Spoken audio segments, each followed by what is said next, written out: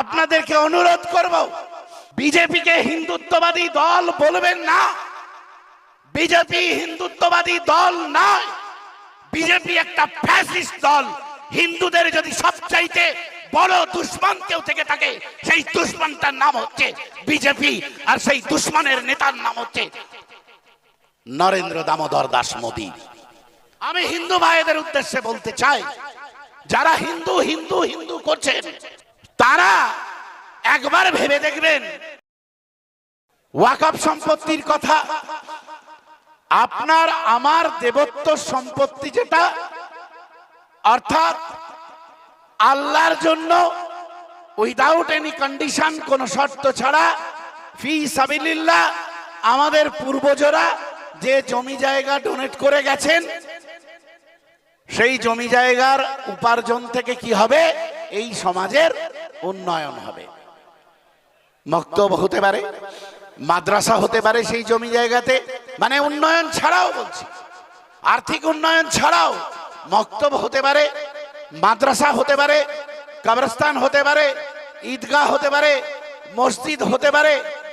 তো এই কেন্দ্রের যে জালেম সরকার রয়েছে, কেন্দ্রের যে অত্যাচারী সরকার রয়েছে, এই অত্যাচারী সরকাররা বলে যে আমরা আসলে হিন্দুত্ববাদী। আমি আপনাদেরকে অনুরোধ করব, বিজেপিকে হিন্দুত্ববাদী দল বলবেন না। বিজেপি হিন্দুত্ববাদী দল নয়, বিজেপি একটা ফ্যাসিস্ট দল। হিন্দুদের যদি সবচাইতে বড় দুশ্মন কেউ থেকে থাকে, সেই দুশ্মনটার নাম হচ্ছে বিজেপি, আর সেই দুশ্মনের নেতার নাম হচ্ছে নরেন্দ্র দামোদর দাস মোদী। তার কারণ আমি হিন্দু ভাইদের উদ্দেশ্যে বলতে চাই, যারা হিন্দু হিন্দু হিন্দু করছেন তারা একবার ভেবে দেখবেন, হিন্দু রাষ্ট্র ঘটলে আমার ব্যক্তিগতভাবে কোনো আপত্তি নেই, কিন্তু নরেন্দ্র মোদীকে বলতে হবে যে হিন্দু রাষ্ট্র ঘটার পরে এই গ্যারান্টি দিক, এই গ্যারান্টি আমার হিন্দু ভাই মা বোন চান। যে হিন্দু রাষ্ট্রের স্লোগান দিচ্ছ তো বাবা, কিন্তু তোমরা তো 14 সাল থেকে ক্ষমতায় এসেছিল, সেই 14 সাল থেকে ক্ষমতায় আসার পরে চালের দাম 60 টাকা হয়েছে, মুসলমানরা 4 টাকা কিনে খাচ্ছে, খাগ্গে যাক। আমি তো হিন্দু, তাহলে আমি কেন 40 টাকা চাল কিনে খেতে পারবো না? আরে গাধা, কতদিন হিন্দু সমাজকে ভুল বুঝিয়ে রাখবি? হিন্দুদের ফেসিলিটি তো দিতে হবে রে ভাই। তাহলে 40 টাকা চাল কিনে তো হিন্দুদের দেওয়ার সুযোগ দিতে হবে, রেশনের মাধ্যমেই দিই। মুসলমানরা কিনে খাবে, খ্রিস্টরা কিনে খাবে, হিন্দুদের 30 টাকা কেজি চাল দেওয়া উচিত। কি ভাই আমি ভুল বলছি? তবে তো সে হিন্দু প্যারা, তবে তো সে হিন্দু প্রেমিক। এটা বলুক না, বিজেপি গ্যারান্টি দিক না হিন্দুদের, যে মুসলমানদের চাকরির কথা গুলি মারো, খ্রিস্টদের চাকরির কথা গুলি মারো, দলিতের চাকরির কথা গুলি মারো, আদিবাসীর চাকরির কথা গুলি মারো, অন্য কোন ধর্মকে চাকরি দেবো না, আমার হিন্দু ঘরের সন্তানরা শুধু চাকরি পাবে। এই গ্যারান্টি দিতে পারবে বিজেপি? না। এই গ্যারান্টি দিক যে মুসলমানের ছেলেরা, খ্রিস্টের ছেলেরা বাইক নিয়ে যখন পেট্রোল পাম্পে যাবে 106 টাকা লিটার পেট্রোল কিনবে, আর তুমি তো হিন্দু ঘরের সন্তান বাপ, তুমি তো হিন্দু ঘরের সন্তান মা, আর তাই তোমার জন্য 60 টাকা লিটার পেট্রোল হবে, দিতে পারবে? তাহলে আর্থিক গ্যারান্টি আপনাকে দিচ্ছে না, আপনার ভুক মেটানোর গ্যারান্টি দিচ্ছে না, আপনার খিদে মেটার গ্যারান্টি দিচ্ছে না, আপনাকে বলছে মন্দির করে দিলাম। বিনয়ের সঙ্গে প্রশ্ন করছি, আমি মন্দির মসজিদ তৈরির বিরুদ্ধে নই। মহবুল ভাই যে বলেছেন দীঘাতে আমাদের একটা মসজিদ তৈরি করা দরকার, ওটা ওনার ব্যক্তিগত মতামত, উনি বলেছেন ব্যক্তিগত মতামত, আবেগ থেকে উনি বলেছেন। আমরা মন্দির মসজিদের কথা বলছি না, কিন্তু আমার প্রশ্ন, তুমি শ্রীরামচন্দ্রের নাম নিয়ে মন্দির তৈরি করলে, সব হিন্দুর ভুখ মিটে গেল? সরকারের দায়িত্ব কি মন্দির তৈরি করা? সরকারের দায়িত্ব কি মসজিদ তৈরি করা? মন্দির মসজিদ তৈরি হতেই পারে, সেটা তার ধর্মের লোকেরা করবে। সরকারের দায়িত্ব কর্মসংস্থানের ব্যবস্থা করা, সরকারের দায়িত্ব স্বাস্থ্যের ব্যবস্থা করা, সরকারের দায়িত্ব শিক্ষার ব্যবস্থা করা, সবগুলোকে জলাঞ্জলি দিয়েছে। আর দেখুন মমতা বন্দ্যোপাধ্যায় তিনি প্রতিযোগিতা করছেন।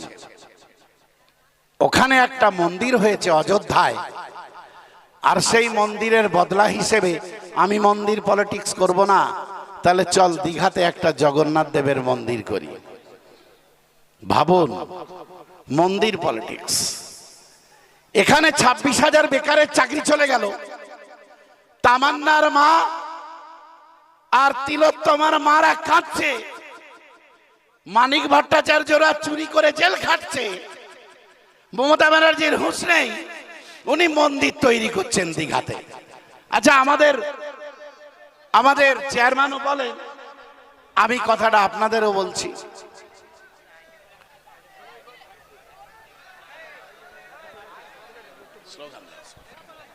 আইএসএফ জিন্দাবাদ, জিন্দাবাদ, জিন্দাবাদ, ইন্ডিয়ান সেকুলার পার্টি জিন্দাবাদ।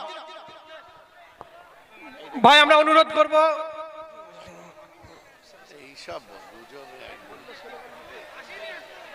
আচ্ছা ভাইজান এখনো আসেননি, এটা গুজব। আচ্ছা, যারা বাঁদিকে আছেন ভাই একটু সামনে যান। বাঁদিকে যারা আছেন, নওশাদ ভাইজান আসার আগে আপনারা একটু সামনে যান, সামনে চলে যান। ভলেন্টিয়ার্সদের অনুরোধ করব যে একটু সামনে পাঠান সকলকে।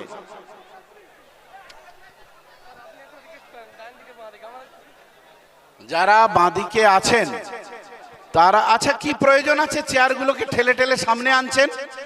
একেবারে এর ওর ঘাড়ে উঠে যাওয়ার কোনো তো দরকার নেই। মানে অদ্ভুত, বুঝতে পারছি না কেন এসব করছেন, কেন চেয়ারগুলো ঠেলে ঠেলে আনছেন? ঠিক আছে, যে যেখানে বসে আছেন থাকুন, একেবারে একজনের ঘাড়ের উপরে নিঃশ্বাস ফেলার দরকার নেই, ঠিক আছে? আর একটু বসে যান, একটু বাঁদিক থেকে সরে যান। এই দেখুন আমাদের এখানে ভাইয়েরা বসে পড়েছেন, তাহলে একটু ওইদিকে অনেক দূরে কিন্তু ভাইয়েরা বসে আছেন। একটু সুশৃঙ্খল ভাবে যদি মঞ্চ, আজকে আপনাদের এই সভাটা ভাইজান এসে দেখেন, তাহলে অত্যন্ত খুশি হবেন যে পলাশীপাড়া প্রথম দিনই বাজিমাত করে দিয়েছে। যে কোনো এলাকায় আমরা সংগঠন করার পরে, অন্তত 1.5-2 বছর পার্টি করার পরে এতটা জমায়েত হয় না। পলাশীপাড়াকে ধন্যবাদ, পলাশীপাড়াকে স্যালুট, সালাম, যে পলাশীপাড়া নওশাদ সিদ্দিকীর আগমনের দিনেই পলাশীপাড়া দেখিয়ে দিয়েছে 4 মাসের মধ্যে যে এখানকার মানুষ নওশাদ সিদ্দিকীর প্রতি তার সমর্থন উজাড় করে দিয়েছে। যে কথা বলছিলাম যে, আচ্ছা জগন্নাথ দেবের মন্দির কোথায় থাকে ভাই? আছে ভাই পুরীতে। আচ্ছা, যদি মমতা ব্যানার্জি হঠাৎ বলল, মহবুল ভাইয়ের দাবি মেনে নিয়ে বলল, হরিণঘাটাতে একটা কাবা ঘর করে দিলাম, মানবেন? এটা তো নাটক, মানা যাবে? তাহলে জগন্নাথ দেবের মন্দিরের জায়গা পুরী, হিন্দুদের ভাবতে বলবো?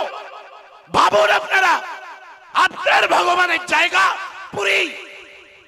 মমতা ব্যানার্জির ইচ্ছা হয়েছে সেই পুরীর ভগবানকে তুলে এনে দীঘাতে বসিয়ে আপনাকে ব্ল্যাকমেল করবে, আর তাই পুরীর ভগবানকে দীঘাতে নিয়ে এসে আপনাকে ব্ল্যাকমেল করতে চাইছে। আমি আপনাদের বলছি, অশান্ত হবেন না।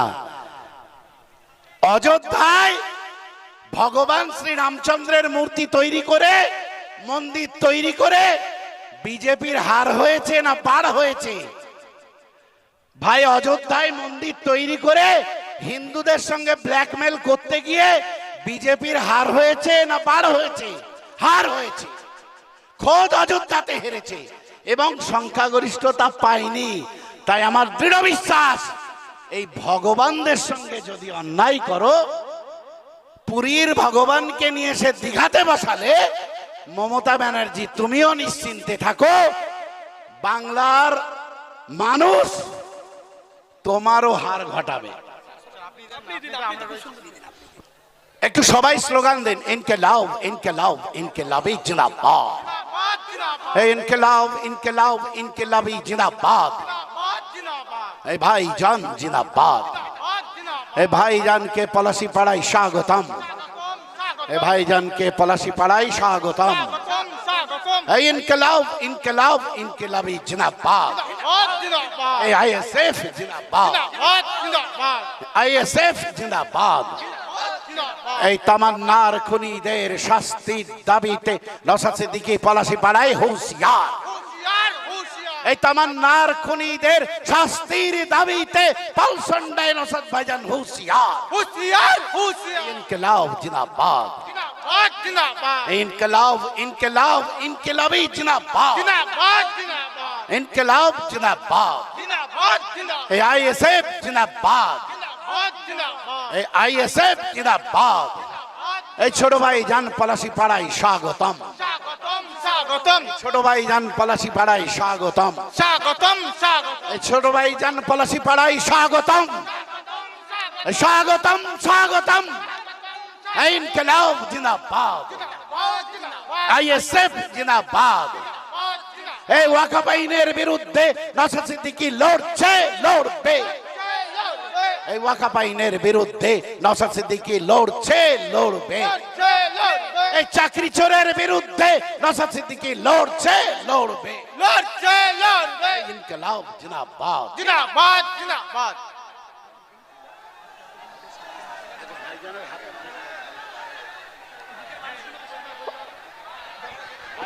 আপনাদেরকে একটু অনুরোধ করব ভাই, ভাইজান এসে গেছে, ভাইজানের মূল্যবান বক্তব্য আপনারা শুনবেন। প্লিজ আপনারা একটু সামনের দিকে যান, অনুরোধ করছি ভলান্টিয়ার ভাইদেরকে সবাইকে একটু সামনের দিকে নিয়ে যান, অনুরোধ করছি আপনাদের সামনের দিকে যান। ভাই ভাইজান মূল্যবান বক্তব্য রাখবেন, আপনারা একটু সামনের দিকে যান, এখান থেকে একটু বেরিয়ে যান, একটু বেরিয়ে যান। ভাইজান আপনাদের কাছে মূল্যবান বক্তব্য রাখবে, প্লিজ ভাই আপনাদের হাত জোর করে বলছি, আপনাদের হাত জোর করছি, আপনি একটু সামনে যান, একটু সামনের দিকে যান, এই দিক থেকে ভাই অনুরোধ করবো আমরা।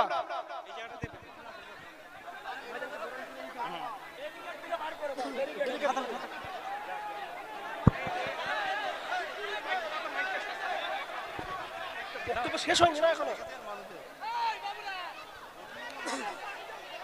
আচ্ছা, ব্যারিকেডের ভেতরে কিন্তু কেউ থাকবেন না, এটা সিকিউরিটির নির্দেশ, সেইভাবেই চলবে। ব্যারিকেডের ভিতরে শুধু টেকনিশিয়ানরা ছাড়া কেউ থাকবেন না, ব্যারিকেডের বাইরে বেরিয়ে যান। এটা ভাইজানের যে সিকিউরিটি আছে সেই সিকিউরিটির মধ্যেই এই প্রোটোকলটা পড়ে, এটা আমাদের মানতে হবে, এটা আমাদের মানতে হবে। ব্যারিকেডের বাইরে সকলে চলে যান, ভলেন্টিয়ার্সরা একটু থাকেন সতর্কভাবে, যাতে এই সিকিউরিটি জোনে কেউ না প্রবেশ করতে পারে। আমরা ভাইজানের বক্তব্য আপনারা শুনবেন।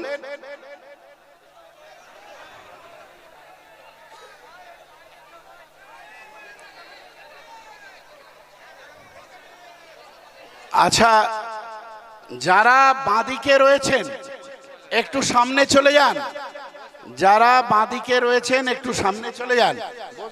পানি তো আচ্ছা, সবার কাজ আমরা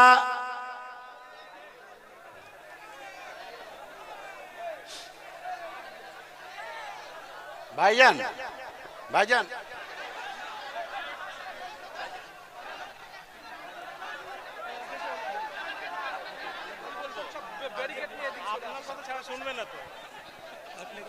ভাই আমি আমি অনেক দূর থেকে এসেছি, আপনারাও মূল্যবান সময় নষ্ট করে আমাদের জন্য দিচ্ছেন, তো আপনারা যদি ভলেন্টিয়ার ভাইরা যে কথা বলছে এগুলো শোনার চেষ্টা করুন, সুবিধা হবে। কারণ সিকিউরিটি প্রোটোকল কিছু থাকে, তো যারা যারা আছেন ভাই এর সামনের দিকে চলে আসেন না, সামনের দিক থেকে তো দেখা যাবে, এখানটা একটু ছেড়ে রাখতে হবে।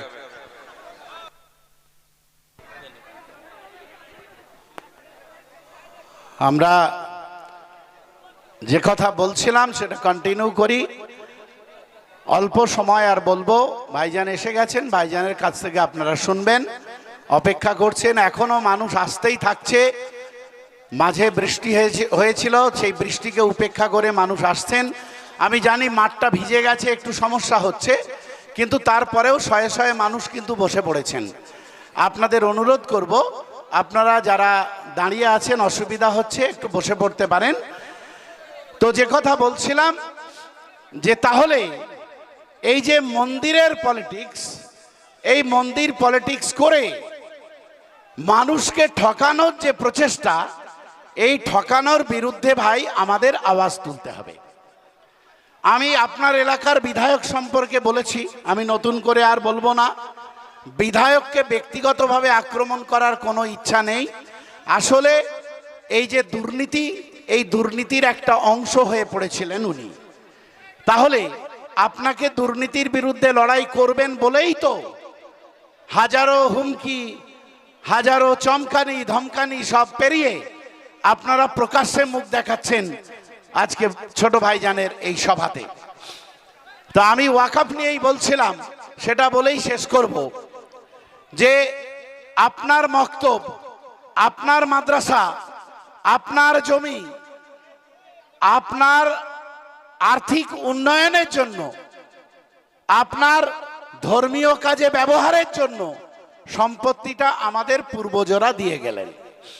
আর সেই সম্পত্তির ওপরে এই বানিয়া ফ্যাসিবাদী সরকার, আমি আবার বলছি হিন্দুত্ববাদী বলবেন না।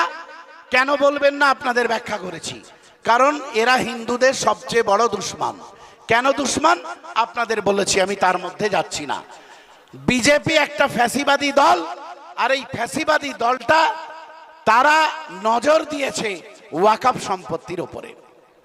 ওয়াকফ সম্পত্তির জন্য তারা একটা নতুন আইন করেছে। 1995 সালে একটা আইন ছিল, সেই আইনের সংশোধন সংযোজনের নামে যাতে আপনার ওয়াকফ সম্পত্তি কেড়ে নেওয়া যায়, তার জন্য আইন তৈরি করেছে।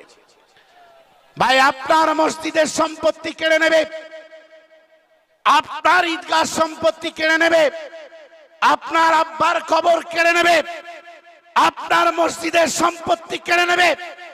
আপনার সম্পত্তি কেড়ে নেওয়ার জন্য আইন তৈরি করেছে এই বিজেপি সরকার।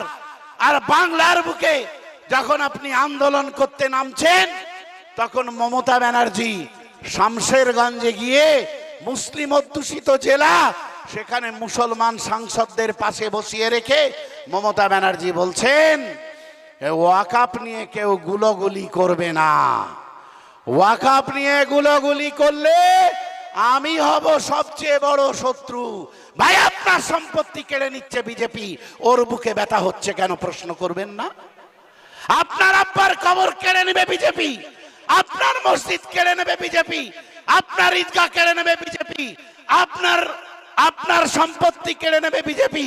আপনি রক্ষার জন্য যদি আন্দোলন করতে যান, আর মমতা ব্যানার্জি যদি আপনার দুশমন হয়, আমি এই অঞ্চলের তৃণমূলের কর্মী সমর্থক ভাই সকলকে বলবো, তাহলে আপনারাও মমতা ব্যানার্জির সঙ্গে দুশমনি শুরু করুন।